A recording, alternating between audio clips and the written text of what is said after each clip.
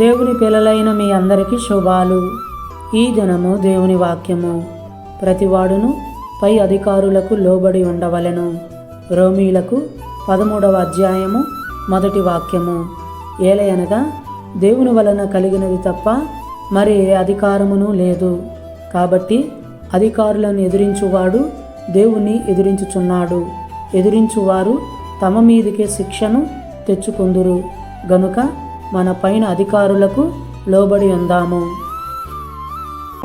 రాజులను అధిపతులను చేయువాడవు, రాజులను అధిపతులను చేయువాడవు.